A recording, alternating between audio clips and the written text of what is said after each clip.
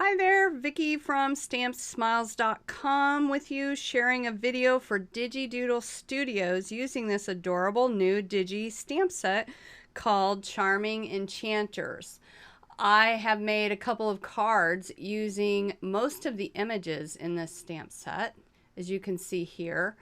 For this video, I'm going to show you how to use digital stamps for a ink blended background. Here you can see I've printed him out in Copic blending card, and I also printed him out again on a regular piece of 80-pound Nina Solar White cardstock. I'm noting here that I did not color in his wand or the stars or the little star on the end of his hat, and I'll share with you later why I did it that way. But first we're going to start out with ink blending. Now, I had done a previous video using Digi Doodle Studios images, and I kind of went by it and I had some questions from some people, so I wanted to explain further about the distress inks. I buy them in these little cubes. These are from Ranger, Tim Holtz, and I have them sorted by colors, and you can see I have the little round foam to put on the end of my ink foam blending tool, and they just store real neatly on the inside of the back of the ink pads. And I just store them in these tin containers, also sold by Ranger, and I just use those as I want to ink blend. So for this, you can see that I've cut out the ink blended panel with a scallop die, and I've also fussy cut out the image, and you will see here I'm showing that it goes right over top of where we're going to ink blend. Something that I like to do when I fussy cut images out is use a black marker to go along the edges. I just think it makes a nice little professional touch, and it makes it blend in with the background better. Now, to start off with, we're going to go right in the center. Rather than go off the edge, we're going to go right in the center. And how I do this is by taking a very light hand at first. And I want to emphasize here that you can see it looks horrible. It doesn't look all that great. And if you're just new to ink blending and starting out, you might feel the same way yourself and think when you start on this looks horrible, this isn't anything how I want it to look. But I want to emphasize with you that the goal here is to fill the entire panel with color using these inks. So of course, when you start out on the plain white paper, it's going to look a little horrible and a little splotchy because mainly you're putting ink over a stark white panel. You need to be really patient with it, and you will see as I go back through here and blend this whole thing out, I wanted to take my time and show you exactly what I'm doing. So as you can see here, I'm going at a very light hand with the ink at first, going right over the white cardstock, basically because I'm trying not to get some of those really heavy ink rings that you see from the foam tool. I'm trying not to do that when I do this. So I start on the very edge of my tool. I start on the very edge of it, and I just work my way in. As you can see, I'm just going around, and I start by going very light. So I'm not using a really hard push on my tool. I'm kind of going a little light right now, and that's simply because I am going right over a stark white piece of cardstock.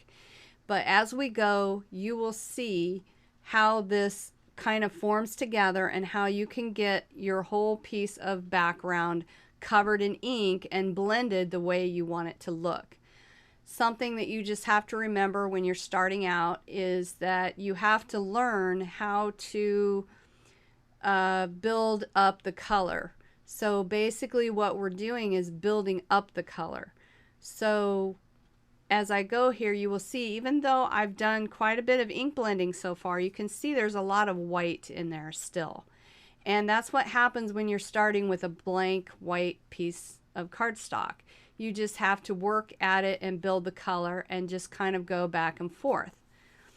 And so I start with a light hand on it, and you will see I'm leaving the colors of ink out on my work surface because I'm going to go back again and I'm going to use these same colors again.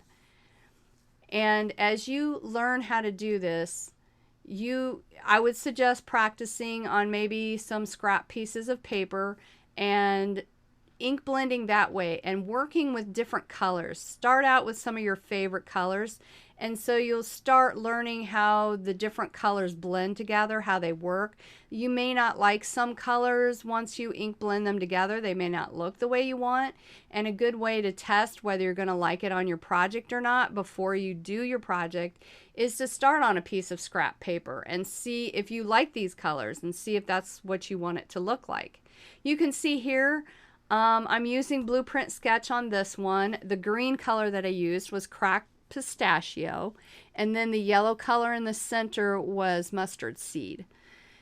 And with the Blueprint Sketch that I'm using right here, you can see that going over the white, it's still a little splotchy in areas. And based on the image, that's one thing about having a digital stamp there, that you can see where it's at. So I'm able to see where the glow of his wand is. And that's how I'm able to ink blend around exactly where I want the ink to be on here. And I want the glow to be around his wand and himself, and the colors going darker and getting darker and darker as you go out, so that he's in a night sky and his wand is glowing. I'm pointing to that little white area on the end because I'm going to add another color over that. You will see, so I don't need to go over it with the blue. I'm adding in, this is the, I'm going back in. I feel like I want to go back in now that I've laid the Blueprint Sketch down. I'm going back in with the cracked pistachio, and you can kind of see here my hand is going a lot heavier now. And that's simply because I've already laid ink down. Once you have a layer of ink down on your surface, it's much easier to go back in with a heavier hand at this point and start blending in your ink colors together. And you can see here, see how I'm going back and forth? Now that I've already got a layer of ink down, it's easier for me to just kind of go back and forth in a line without having to worry about any marks or little rings or anything like that, because I've already got my initial layer of ink on there. Now I'm going back in with mustard seed, and I'm really defining where I want the glow from his wand to be at. And then, like I said, that's the benefit of having a digital image already printed out on this, so that you can see exactly where you want your colors to lay and how they're going to look with the image already printed on there. And of course, this looks like a mess because it looks like I've completely covered him up and everything, but you will see how this progresses as we go. This is what's fun about doing digital images and being able to blend the colors with them. So now after I've done another layer of the mustard seed, I'm going back in with the cracked pistachio again to blend around those colors. And you can see here, as before, I'm going in with a pretty heavy hand, and I'm using the very edge of my foam tool to go around it so that I don't disturb the yellow color that's on there. And you kind of just want to just go back and forth until it looks how you want it to look on your design. Here you can see me looking at my fingers, and I'm going to give you a tip here. As I started doing this, I was getting concerned that my fingers are inky. So you can see there my fingers are inky. So I'm getting a Post-it note with the sticky side up, and I'm putting my fingers on it so that I protect the area, especially where the yellow's at. I don't want to get any dark colors over my yellow area. And you can ask me how I know this, because I've done it many times, and ruined projects by putting like some black ink right over top of the yellow area that I spent so much time ink blending. So this is just a tip you can use to keep your work area protected from your fingers getting inky and blotchy, because I will tell you, every time you take off one of those pieces of foam off your tool, because it's stuck on there pretty good. So every time you take one of them foam pieces off of there, your fingers, you can see here, your fingers are going to get inky all over, and mine get inky all over because I made a mess anyway. But so I went in with wilted violet along the edges, and just the 3 edges, because that's where the dark is. And now I'm going to go in with some black soot and very slightly go along the edges. So I have my ink tool. It's hard to see from above, but I have my ink tool slightly tilted upwards so that I'm just using the back of the tool onto the surface. And you can see it makes a nice little dark edge just along those 3 edges. Sometimes you need to step back and take a look at your design to see if that's, if you need to add more ink in other places than some. And then, of course, when it's done, I take a baby wipe and wipe off my surface and dry it up. Here, I am taking a bottle filled with water and just spritzing my panel and waiting for a few seconds, and then just taking my microfiber cloth towel. You can use a paper towel or anything you have just to dry it up a little bit. And I think it makes a really cool watermark, especially on projects like this that are like nighttime. It kind of has a magical look to it too. Now this stuff is awesome, and I know this camera or the photos are not going to do it justice, but it is a spray. It's called Shimmer Spray. You can get it from Amazon, and you spray it on. It's like instantaneous. The whole thing just becomes so pretty and glittery and shimmery. I love, and the camera's just not going to do it justice. You can kind of see it, but it is so gorgeous in person. It really is. If you want to add some instant sparkle to your whole paper, that's a great way to do it. And there's a lot of spray in that container.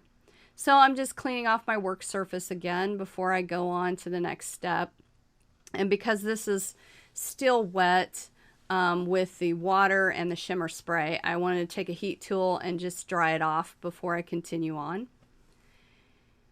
And here is where I'm also doing a little bit of grounding of the image. And this is another benefit of having a digital image printed out on a surface. You can see where it's at. So I'm just taking some Copic markers. I think it's here, I remembered to show. This is a C5 and a C3. And I'm just using it to go right underneath the little wizard boy to make it look like he's standing like maybe on a rock or edge of a cliff, just a hint of it so that you can kind of see it. And it kind of makes a neat little scene. So it's just a dark area underneath his feet to show. And I'm just kind of blending it out. Now, if you don't have Copic markers to use, that's fine. You can use any markers. And once you put the image over top of that, even if you get a little bit up in it, it's not going to matter anyway. You will see here in a minute. I'm just taking some glue. I think this is called Best Glue Ever. I've got it a couple years ago at a convention I went to. It's pretty nice glue. I'm just going over the image that I colored and fussy cut out. And I'm just going to attach him right over top of the ink blended background that we just did. And because it's a printed out digital image, you can see exactly where he needs to go. And you can cover him up, and you can see now that you've added the image, the whole thing just kind of comes to life. And it was so fun. I don't know if I mentioned previously that when I fussy cut out this image, I cut off the wand. And here I'm coloring with a purple glitter gel pen, his wand. That's why I didn't color it in the other versions, and because I knew I was going to cut it off and use it for my scene. And I'm just taking my gel pens now, and I'm just coloring in the little stars and the stars on his hat, and then the star on the end of his hat that I kind of cut off in my fussy cut image version. Here I'm just taking a white gel pen, just kind of making stars, kind of mainly in the darker areas where you would see the night sky as opposed to where his glow is.